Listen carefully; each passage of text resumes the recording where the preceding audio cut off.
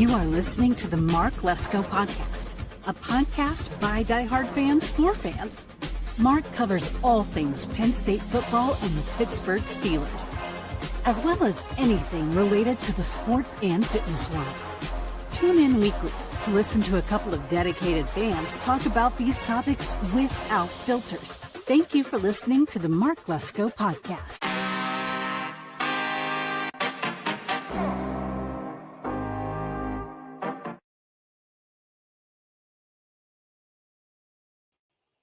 Here I am. Welcome to the Mark Lesko Podcast. What's up, Penguin peeps? I'm your host, J-Rod, and this is Penguin Central. Sorry about that, guys. Just trying to get these things up here for you guys. I want to show these scores. Guys, 6-3. Boy, oh boy. Thank goodness. Thank goodness for the Pittsburgh Penguins. Because, again, I just got off last night's episode. One of my better episodes. I appreciate everybody who came in. That was great. But, guys, this is right now the team in Pittsburgh that you're just happy exists, really, truly. Even with these old guys, with these Crosbys and Malkins and Letangs, they're not old. They just have more to their age. Like, they just have a bigger number. So what? They're not letting it show. Honestly, this has been one of the better performances of the season. I mean, look at this. 5-1 against the Canucks, who were also 4-2 at the time. I mean, you take a look at the whole breakdown. We tied 1-1 in the first period, and then they went to town in the second period. Oh my goodness gracious, 3 goals. Third and the last, I don't know if that was an empty net. I'm not sure, but that's just crazy. 14 shots in the second period. My goodness. Shots on goal, we outtook them. We finally won faceoff percentage. That is fantastic to see. We were 2 for 5 in our power plays. They had 3 penalties they gave up the Penguins, but they didn't let anything happen with it. I mean, listen, for the first time, we were actually outperformed with block shots as well as hits, but it still didn't matter. Being at home, taking care of business. I mean, what is this? Connor Dewar, Tommy Novak, Sidney, Anthony Minthia, and Justin Brazil. I think I heard something. This guy was a rookie in the Boston Bruins organization, and now he's with us, and he's just absolutely lighting it on fire. Yeah, this has been a fantastic start to the season. Everybody is contributing. Everyone's doing what they're supposed to. I mean, if we look at what's the next game, that was on Friday or Saturday. It was Thursday.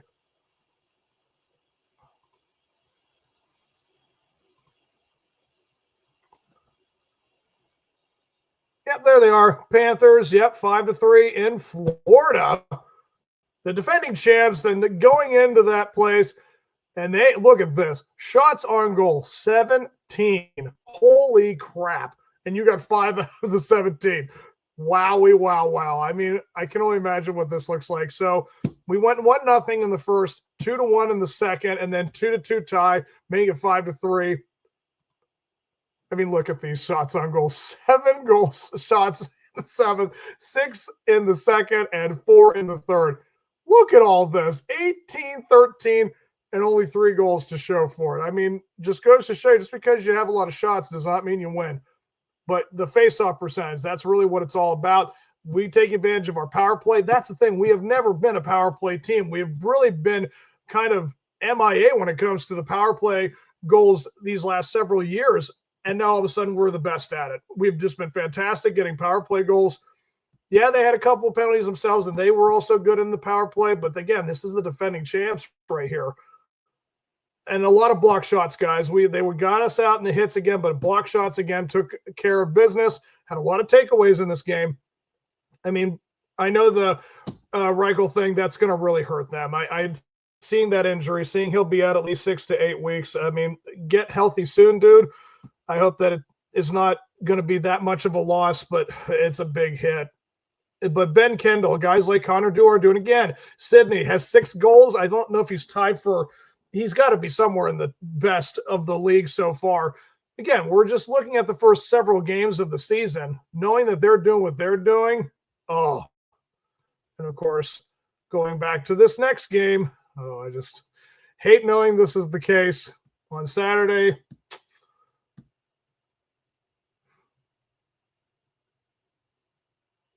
Gotta go, Saturday.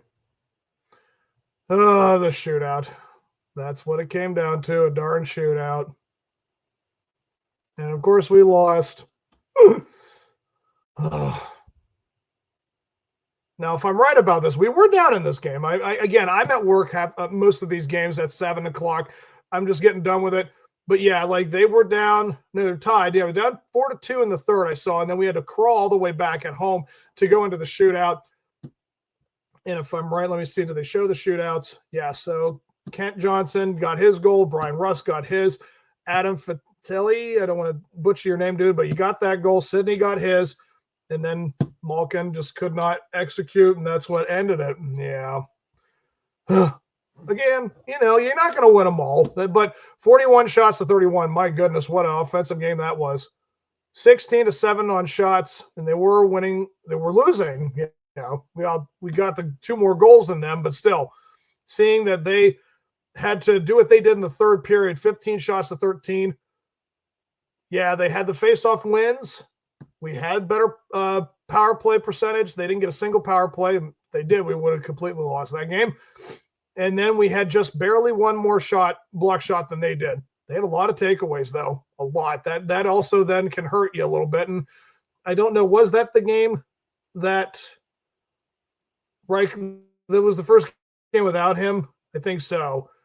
Yeah, so if I'm right, is Reichel, I think he's a left wing. I'm not 100% certain on that. Just want to make sure if that's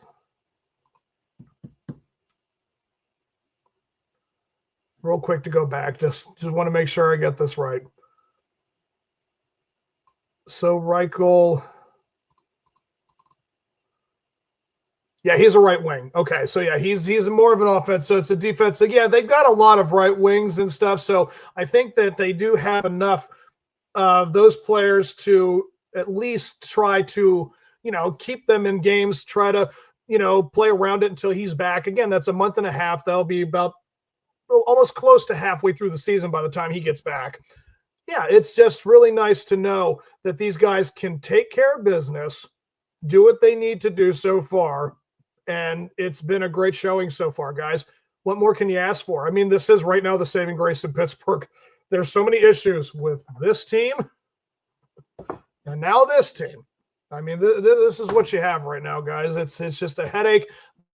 This is the only one that is deciding to show up, try to make improvements, and they're doing the best things that they can with these players. They're the best versions of themselves right now in this season so far. Now, does that mean it's going to spew over, all through the season? Is it just you're getting too much, out of the tank already, and then you won't have anything left by the time you get to March or February, whatever it would be?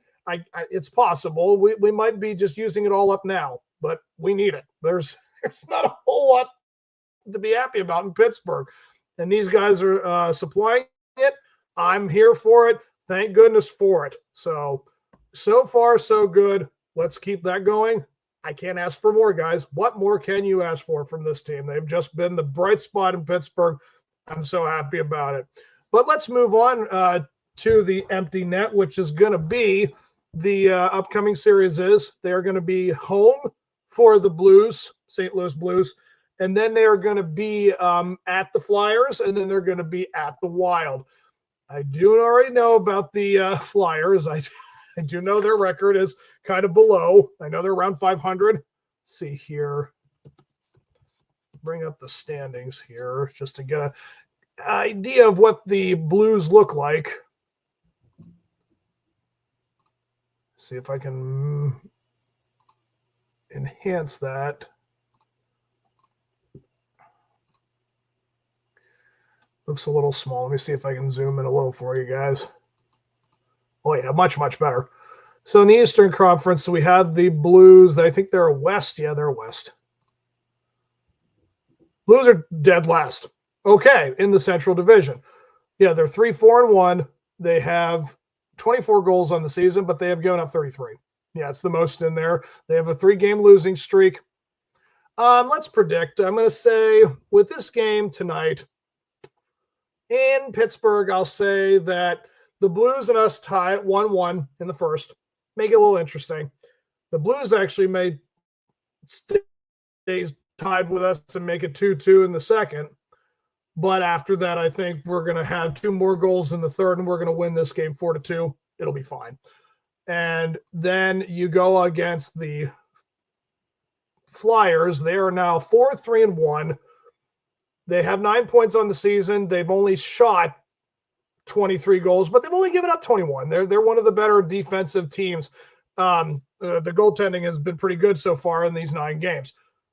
So it's going to be in Philadelphia, but Sydney, that is his team that he owns.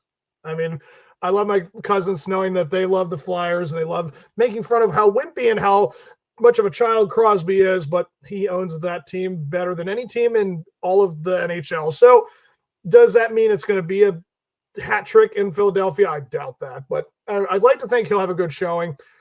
I believe we're going to probably be actually down in the first period. I think we're going to be 1-0 for Philadelphia. I'll say they'll have a goal in the first.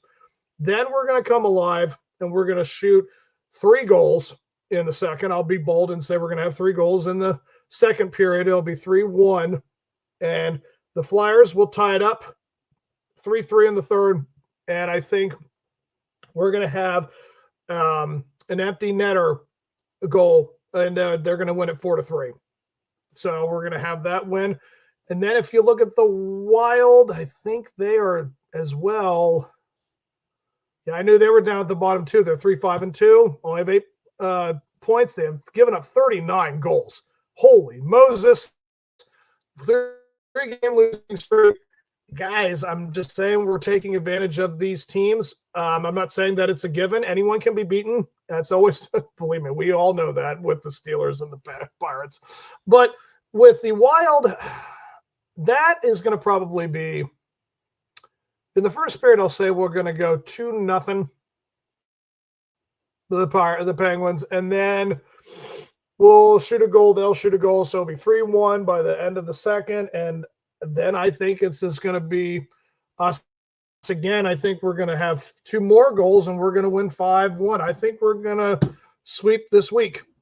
The division behind, who is that team that is ahead of us right now, the current standings?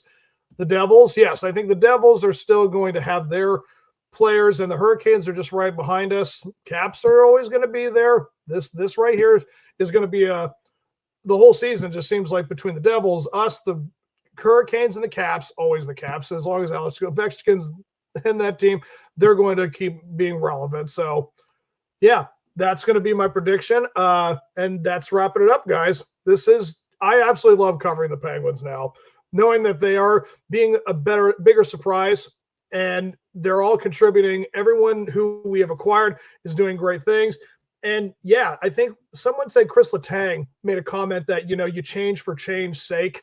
And that was really the whole case with Sullivan. Now with Dan Muse, everything sounds like it's a good repertoire. Everyone's feeling good. Everyone's doing good things. So it's all the more you can ask for. Just, again, hold on to this for as long as we can. Hopefully this continues to be a bright spot in the city of Pittsburgh. Black and gold is definitely struggling right now, but the Penguins are here for us, guys. And as long as we got it, we're going to try our darndest to keep it. So hope you guys have enjoyed this episode. I enjoyed doing it for you guys. I will see you guys next week for the next episode. And until then, let's go Pens.